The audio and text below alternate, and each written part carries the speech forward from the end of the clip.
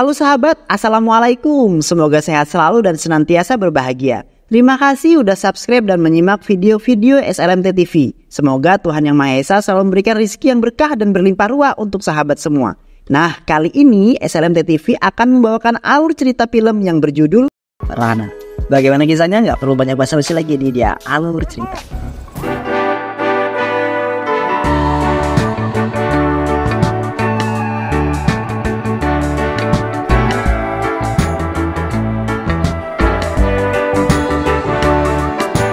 Diawali dengan memperhatikan para pemimpin perusahaan yang sedang mengadakan rapat untuk menentukan siapa yang akan menjadi CEO nantinya. Rapat tersebut dipimpin oleh Sarah Chandra yang merupakan penguasa besar di Swiss dan ia juga adalah pemimpin perusahaan terbesar, keberadaannya berpengaruh di sana. Namun pada saat itu ada seorang yang ingin mengambil alih profesinya yang bernama Pravin Sati yang merupakan orang yang paling ditakuti banyak orang. Namun tidak dengan Sarah Chandra karena ia memiliki pelindung yang sangat kuat yang bernama Bhargava Chandra. Bhargava merupakan cucu kesayangan dan sekaligus pelindung bagi dirinya. Pravin sangat ingin mengambil profesi Sarah Chandra dan ia memerintahkan orang untuk membunuh Sarah Chandra. Akan tetapi Bhargava langsung menghadangnya dengan mengalahkan bawahan Pravin dengan tangan kosong.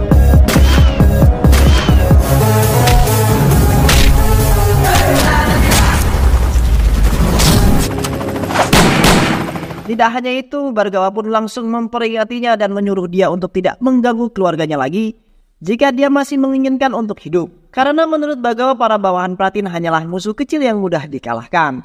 Sarah Chandra yang mendengar kemenangan Bhargava untuk mengalahkan bawahan Pravin sangat bahagia sekaligus bangga, akan tetapi ada satu hal yang benar-benar ia inginkan adalah melihat anak perempuannya dan menantunya serta juga cucu-cucunya berkumpul di meja makan sembari tertawa bersama. Lalu Sarah Chandra pun meminta Bhargava untuk membawa bibinya yang merupakan adik dari ayahnya kembali pulang ke sini. Dan dengan senang hati Bhargava pun menuruti kemauan kakeknya tersebut.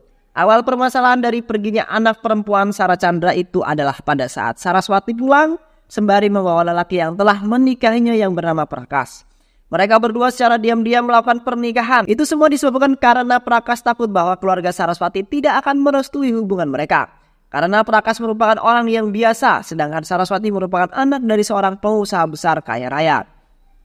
Lalu setelah mereka melakukan pernikahan, Saraswati pun membawa Prakas pulang ke rumahnya untuk menemui ayahnya. Karena ia yakin bahwa ayahnya akan menerima menantunya tersebut dengan baik.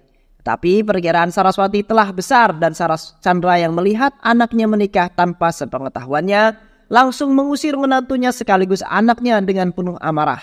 Sembari merasa kecewa kepada mereka, sedangkan Udaya Chandra yang merupakan ayah Bhargava sekaligus kakak Saraswati tidak bisa melakukan apa-apa karena itu semua keinginan ayahnya yang tidak bisa diubah. Scene pun kemudian berganti memperlihatkan Bhargava yang pergi untuk menemui Saraswati di India dan memenuhi keinginan kakeknya tersebut. Sesampainya di sana, Bhargava tidak langsung mengajak bibinya pulang, akan tetapi ia memiliki cara untuk perlahan-lahan mendekati Prakas yang merupakan suami dari Saraswati. Lalu pada saat Bhargava akan mengikutinya, tiba-tiba Prakas mengalami serangan jantung dan tanpa pikir panjang Bhargava langsung membawa Prakas ke rumah sakit. Berkat pertolongan Bhargava akhirnya nyawa Prakas terselamatkan karena ia mendapat penanganan yang sangat cepat. Setelah itu Saraswati datang dengan perasaan yang cemas. Kemudian Saraswati terlihat marah karena Bhargava tidak membawa suaminya tersebut ke rumah sakit terbaik. Pada saat itu Bhargava tidak mengatakan apa-apa dan dia hanya tunduk terdiam. Tidak berselang lama akhirnya Prakas pun tersadar dan menanyakan kepada Saraswati siapa yang membantunya. Dan tidak lupa pula ia mengingatkan kepada istrinya untuk berterima kasih kepada orang yang telah membantunya.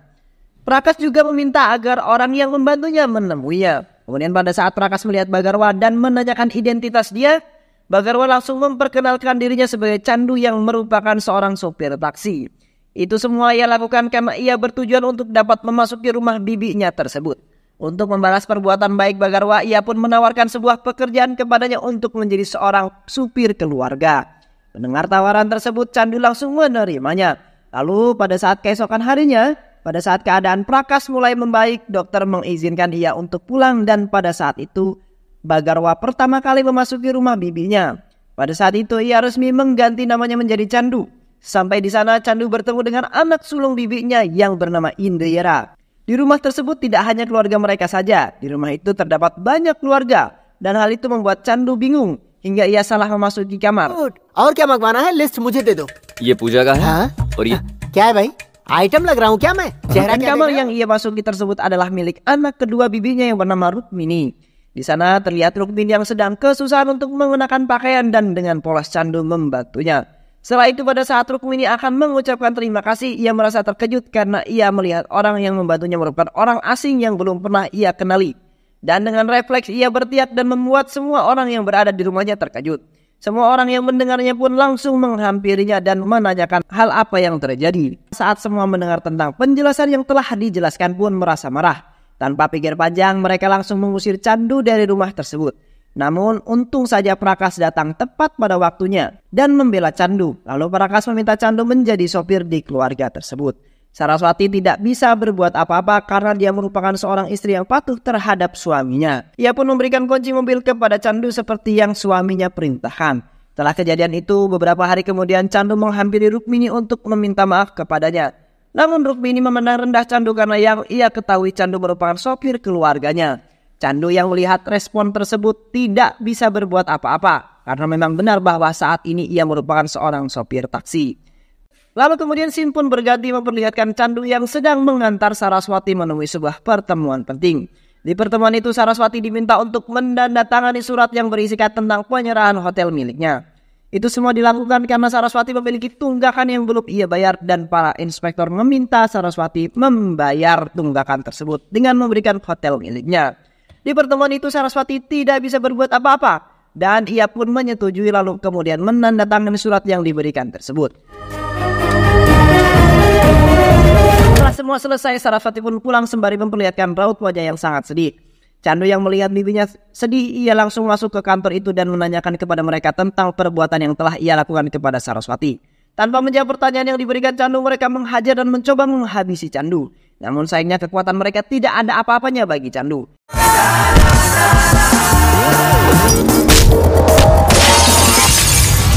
Candu dengan mudah menghabisi mereka walaupun ia hanya sendiri. Lalu setelah perkelahian itu selesai, seorang politisi menyombongkan pangkat yang dimilikinya. Ia juga mengatakan bahwa dirinya merupakan ahli politik yang telah menipu ribuan orang. Tidak hanya itu, ia juga mengatakan bahwa Menteri Dalam Negeri merupakan teman dekatnya dan mengambil hotel milik Saraswati yang merupakan hal yang mudah bagi dirinya. Mendengar semua itu, Candu sangat muak dan langsung memerintahkan kepada bawahannya untuk menghubungi Menteri Luar Negeri sembari memberi peringatan kepada politisi sombong itu. Lalu tak perlu waktu lama politisi yang sombong itu kemudian mendapatkan telepon dari menteri yang berada di Delhi. Dan hal itu membuat ia sangat terkejut dan tersadar bahwa ia sombong kepada orang yang salah. Tidak hanya itu, Candu juga memperingatkan inspektor di sana untuk jangan macam-macam kepada Saraswati dan Candu juga memerintahkan kepadanya untuk segera mengembalikan surat yang telah Saraswati tanda tangani. Sembari meminta maaf kepadanya, ia juga memberikan sedikit tamparan yang mampu mematahkan gigi inspektor tersebut. आगे मत बोलो, मेरा सर आपके हाथ में. Dan ia memberi inspektor itu waktu setengah jam untuk mengembalikan surat kepada Saraswati. Kemudian inspektor tersebut langsung mendatangi Saraswati dan memohon maaf kepadanya atas semua perilaku yang ia perbuat terhadap Saraswati. Saraswati dan Prakas merasa kebingungan atas perilaku inspektor yang sebelumnya sangat angkuh terhadap mereka. Namun sekarang ia memohon-mohon kepada mereka untuk memaafkannya. Dan inspektor itu pun memberitahukan mereka bahwa mereka memiliki seorang pelindung yang sangat kuat. Dan dia berjanji tidak akan melakukan hal-hal yang dapat menyakiti keluarganya.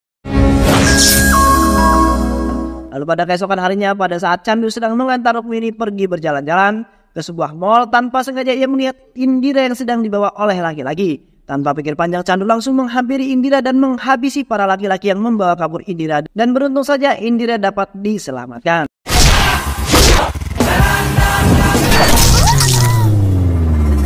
Sesampainya di rumah, Prakas lagi-lagi memuji kehebatan Candu, keberanian yang dilakukan oleh Candu, dan ia juga sangat berterima kasih kepada Candu terhadap pertolongan yang telah ia berikan kepada keluarganya.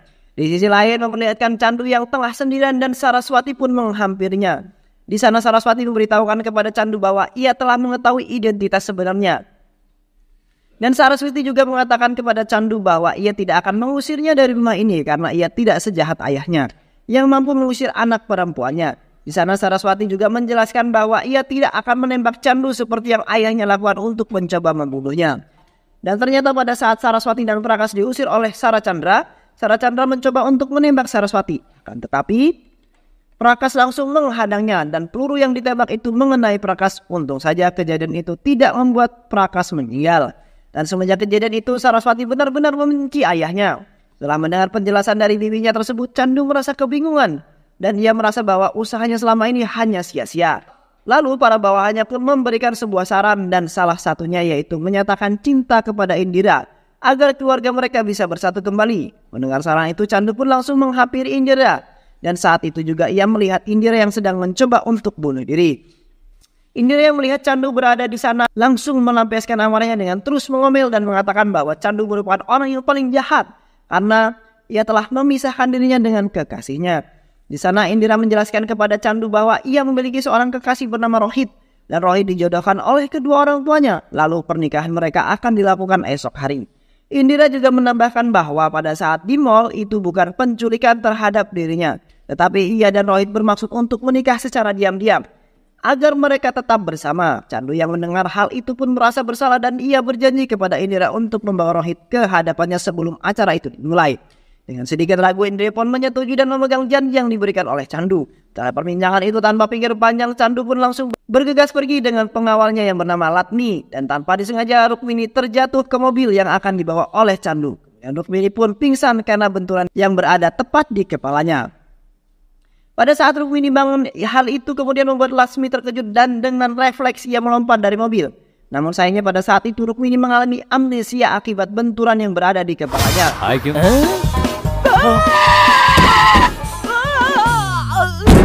इसका ढीला हो गया क्या? चले क्या madam? Hal itu dimanfaatkan oleh Chandu untuk menghubungi kakeknya dan memberitahukan bahwa Rukmini merupakan anak dari Saraswati yang juga merupakan cucunya. Sara Chandra sangat bahagia saat pertama kali ia mendengar suara cucunya yang telah terpisah selama hampir 25 tahun. Lalu setelah membuat kakeknya senang, Chandu langsung menjelaskan tujuan yang sebenarnya yaitu untuk membawa Rohit pergi ke hadapan Indira sesuai dengan yang ia janjikan dan membatalkan acara pernikahan yang diadakan oleh keluarganya. Setelah berhasil menculik Rohit, keluarga Verava tidak hanya diam. Ia pun mengejar Chandu sembari membawa pengawal-pengawalnya. Dan Chandu pun mengendarai mobil dengan sangat cepat dan menyebabkan Indira terbentur lagi hingga membuat ia tersadar dari amnesia. Dan pada saat Rukmini hendak menanyakan keberadaannya saat ini, pertempuran antara Chandu dan keluarga Verava pun dimulai. Para bawahan atau pengawal dari keluarga Verava bagi Chandu tidak ada apa-apanya. Dan dengan mudah Chandu menghabisi mereka satu persatu. Tanpa memerlukan senjata, Chandu mampu menghabisi mereka karena ia sendiri merupakan senjata yang paling berbahaya yang pernah ada.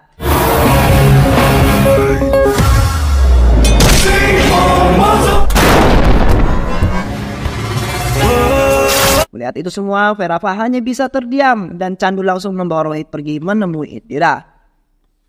Verava dengan sangat marah mendatangi rumah Saraswati dan meminta keadilan terhadap perlakuan yang telah diperbuat oleh salah satu keluarga Saraswati. Ia juga menegaskan bahwa ia merupakan orang yang sangat ditakuti dan disegani, akan tetapi berani-beraninya ada orang yang mencoba menghancurkan pernikahan anaknya. Mendengar semua amarah yang diutarakan oleh Verava, Prakas dan Saraswati pun mencoba menangani permasalahan ini dengan tenang. Hingga akhirnya Saraswati mengatakan bahwa kompensasi yaitu menikahkan anak kedua mereka yaitu Rukmini dengan anak pertama dari Verava. Untung saja Verava menyetujui kompensasi yang diajukan tersebut dan Verava pun pulang. Di hari yang sama Prakas juga mengatakan kepada Chandu untuk pulang dan berhenti bekerja di keluarganya karena Prakas tidak mau membuat Verava marah karena mengizinkan Chandu untuk tetap berada di sini. Dan hal itu akan membuat nyawa Chandu terancam. Mendengar pernyataan dari Prakas, Chandu hanya terdiam dan ia tidak bisa berbuat apa-apa lagi. Lalu dengan terpaksa Chandu memberikan kunci mobil itu kepada Saraswati. Chandu yang sangat marah dan kecewa terhadap dirinya sendiri karena tidak bisa menepati janji dan memenuhi keinginan kakeknya tersebut.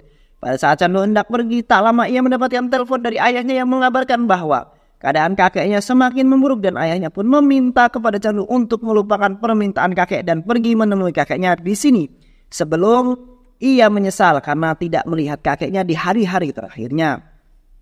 Mendengar hal itu lagi-lagi membuat Chandu merasa bersalah kepada kakeknya dan dengan tegas Chandu mengatakan kepada ayahnya bahwa ia tidak akan pulang tanpa membawa Saraswati ke hadapan kakek dan Chandu pun meminta tolong kepada ayahnya untuk menjaga kakek dan memberitahu kakek untuk tetap kuat. Ayahnya hanya bisa terdiam dan tidak mengatakan apa-apa lagi karena ia mengetahui karakter anaknya yang keras tersebut. Lalu scene pun berganti memperlihatkan Chandu, Rukmini, Indira dan juga Rohit sedang berada di sebuah restoran. Dan di sana Indira terus memuji Chandu karena baginya Chandu merupakan seorang pahlawan Tapi berbeda dengan Rukmini. Tanpa disadari, Rukmini memiliki perasaan kepada Candu karena sikap dan keberaniannya. Pada saat melawan pengawal Verava untuk memenuhi keinginan kakaknya, Candu pun tidak terdiam menyerah.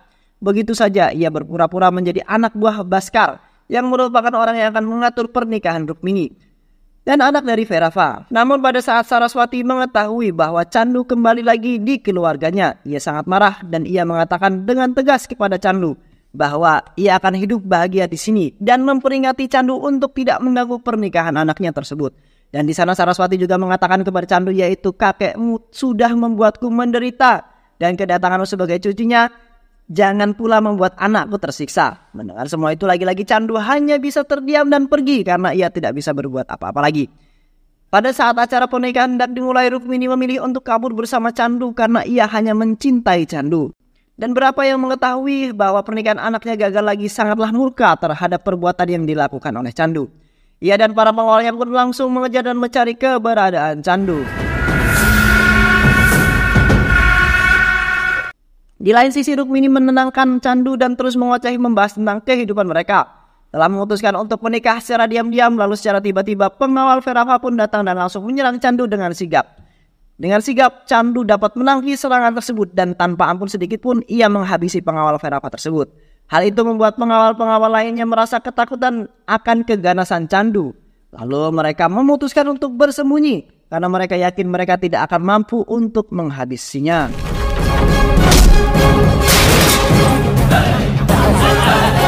उसका एक एक पंच का पावर देख के हमको सारी की सारी भाषा याद आ गई. Hey, anak buah Candu yang berada di stasiun pun langsung menghampirinya. Dan Rukmini yang melihat orang-orang yang mengikuti Candu dari belakang merasa kebingungan tentang siapa Candu yang sebenarnya. Di sisi lain memperlihatkan Saraswati dan juga Prakas sedang di perjalanan dan hendak datang ke stasiun itu. Candu yang berada di stasiun pun memerintahkan bawahnya untuk segera mengosongkan stasiun tersebut sebelum keluarga Saraswati datang. Karena ia tidak mau orang-orang mengetahui tentang permasalahan yang keluarga mereka alami. Bahkan jika perlu hubungi langsung pihak kereta api yang berada di kota tersebut. Jelas Candu. Dan tidak memerlukan waktu lama, stasiun yang awalnya ramai sekarang menjadi sepi dan hanya mereka saja yang berada di sana. Sesampainya Prakas di sana, dia langsung menghampiri Candu dan menampar Candu berkali-kali. Ia juga menyatakan kepada Candu bahwa Candu hanyalah seorang sopir dan merendahkan tentang pekerjaan yang Candu miliki saat ini. Tanpa ia ketahui Candu yang sebenarnya. Candu dengan tenang mengatakan kepadanya bahwa Rukmini lah yang memutuskan untuk pergi bersamanya. Mendengar penjelasan itu membuat Prakas semakin marah dan Prakas pun langsung menodongkan pistol ke hadapan Candu. Melihat perlakuan Prakas, Candu hanya tersenyum. Candu juga menceritakan kepada Prakas bahwa dahulu ada seorang pria biasa yang nekat menikahi anak dari keluarga kaya raya tanpa sepengetahuannya. Dan pria itu datang dan pada saat ia telah menikah dengan anaknya tersebut. Dan kemudian ayah dari perempuan tersebut marah. Dan sekarang jika saya hanya seorang sopir, Anda juga melakukan hal yang sama terhadap orang tua dari perempuan itu lakukan? Mendengar perkataan Candu, Prakas langsung menurunkan pistolnya dan ia bertanya tentang siapa Prakas sebenarnya. Lalu Candu pun menjelaskan bahwa ia adalah cucu dari orang tua yang pernah menodongkan pistol kepadanya, yaitu Sara Chandra. Tidak hanya itu, Prakas juga menjelaskan kepada bibinya bahwa ada hal yang tidak bibinya ketahui setelah memutuskan untuk pergi dari rumah. Pada saat setelah Sara Chandra menembak Prakas, saat itu ia benar-benar merasa menyesal dan ia memutuskan untuk bunuh diri. Namun untuk saja ayah langsung mencegahnya dan tanpa sengaja pistol tersebut mengenai Ibu Bagarwa yang berada tepat di depan Sara Chandra. Tidak hanya itu, Bagarwa juga menegaskan bahwa yang benar-benar kehilangan dari kejadian itu adalah dirinya. Karena ia kehilangan ibunya secara tiba-tiba dan pada saat Bagarwa memanggil-manggil ibunya yang datang hanyalah kakek dan ayahnya.